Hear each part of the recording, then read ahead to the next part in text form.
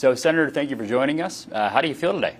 I'm feeling good. It's always nice to have to witness the culmination of a lot of hard work. And being a farmer, I experienced that at harvest time. You've planted the crop and you've waited on the rain, the weather. Politics, you do the work, you wait on the people to show up, and then you enjoy the result. So that's we're feeling good that people showed up and that our message resonated. And Governor Pritzker and the Illinois Democrats, they've already spent tens of millions of dollars trying to knock Richard Irvin out of this race. They're going to do the same thing to you now. How will you respond to that? How will you handle that? Well, from what I gather, I didn't think that he was very concerned about me running. So I think that from what I also understand, he's experiencing something a little different right now. Apparently he is spending money against us, trying to smear my message to the people of truth, of hope, of a better day in Illinois. So it's the same thing. We'll work hard. We'll get the message to the people. And at the end of the day, I have faith in the people of Illinois that I believe they want something different. I offer that something different, and they'll show up. And I think that message will be resounded on November 8th. I want to read you a quote of something Governor Pritzker said and get your reaction to it. This is about you. He said, "Someone who seeks out and accepts the endorsement of a racist, misogynistic, homophobic, xenophobic, twice impeached former president does not deserve to come anywhere near this state's highest office."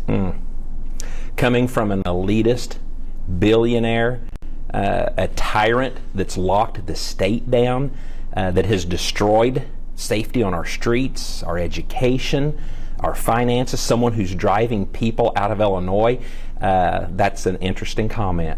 But this is a state where Trump lost twice. So what makes you think that the voters of Illinois will want to elect a governor who is political allies with Trump? Well, allies with Trump and being Trump are two different things. I'm Darren Bailey. I've been standing up for the people for 4 years, 2 years as a state representative, 2 years as a state senator. I have 4 children and 11 grandchildren that work and live right here in Illinois. My wife Cindy and I's journey and goal is to make sure that they have a place to live and thrive in Illinois. I want Illinois to be a great state. I want Chicago to be a great city. And in order to make that happen, we've got to have safe streets. We've got to improve our schools, and we've got to support our working families so that they can thrive and live and function in Illinois. And at the end of the day, that's the true message. And speaking of Chicago, you've called Chicago a dysfunctional hellhole. You're going to need votes from Chicago and the surrounding areas, the suburbs.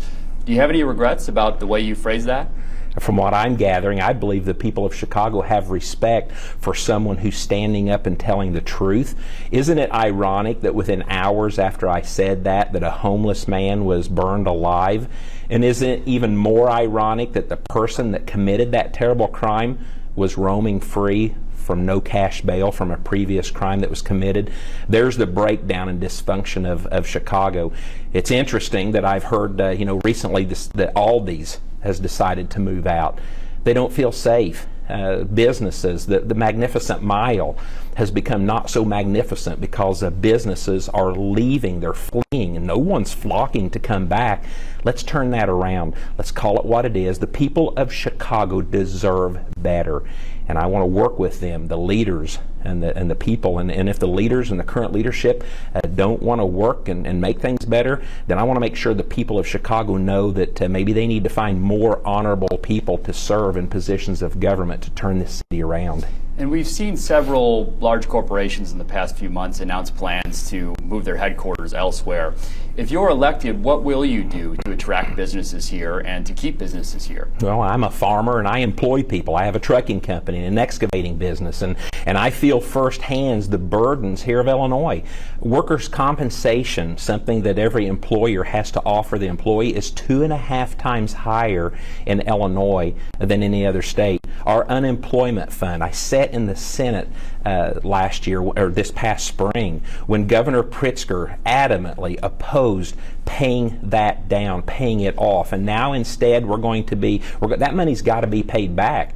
And the way it gets paid back now, since the state forewent its responsibility, is that now the state charges employers more And when people are unemployed, they receive less. That's how that fund will be paid back, and it's all off of the backs of the working men and women and companies. Why would anyone want to come here and do business here under the egregious policies that Governor Pritzker and the Democrat Party have imposed on them? So we simply open the door, give business a reason to come back, because we have to give people a reason to come back.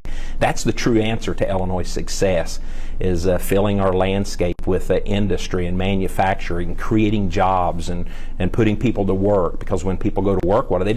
They support local business and they pay taxes. If it were up to you, would abortion be legal in Illinois? Well, it's not up to me. It's up to the General Assembly to come together. I think it's very evident under the political landscape of Illinois that, and especially what happened under the time that I served as state representative, that abortion was codified into law as a medical procedure.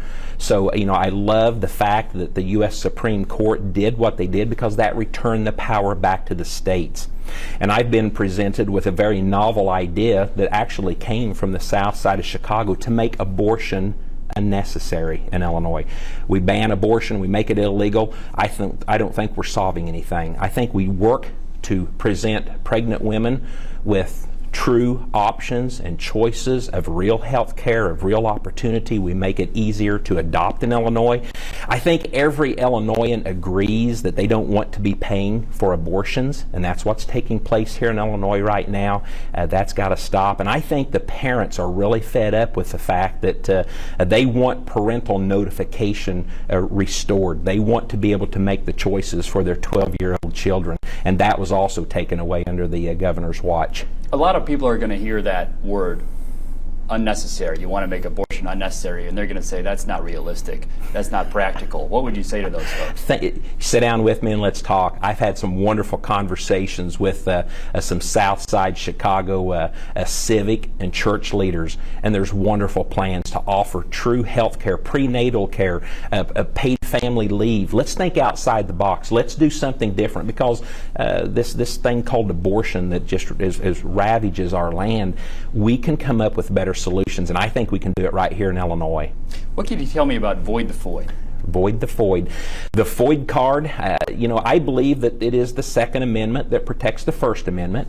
I'm an ardent supporter of the Second Amendment. I think the FOID card here in Illinois only proves as an unnecessary distraction. As a matter of fact, about 5 years ago, the FOID card fund that was meant to assist the state police was built up to about $40 million, and when Governor Pritzker came into office, he swept it. That money disappeared. We have the federal firearm background check. That's all we need. That's all other states have. When you go in to buy a gun, you present your driver's license, your information's on there, you get your 3-day check, and you're good to go. The FOID card is a distraction and a hindrance to our Second Amendment rights. It actually serves no purpose, and it just simply needs to go. And I also believe that many friends on the other side of the aisle agree with that. So in Chicago, there are so many people who are fed up with the crime and the amount of illegal guns in the streets. Guns period on the streets, really. There's a lot of people that are fed up with and they're not happy with that amount. What makes you confident that the answer there is to take away restrictions? Well, I think if we let the police do their job, I think if we get rid of the sanctuary state status, because many of these guns are indeed flowing into Illinois illegally, and I think if we're able to get rid of the sanctuary state status, we're able to deal with gang violence, we're able to deal with illegal sex trafficking, illegal drug trafficking that's taking place. There's where our problems are coming from. Why aren't we looking at that and saying right there, let's get rid of that? Because I think everyone could agree that since these policies were adopted, things in Chicago got worse. Okay. Thank you for your time. I appreciate it. Thank you for yours. Appreciate it.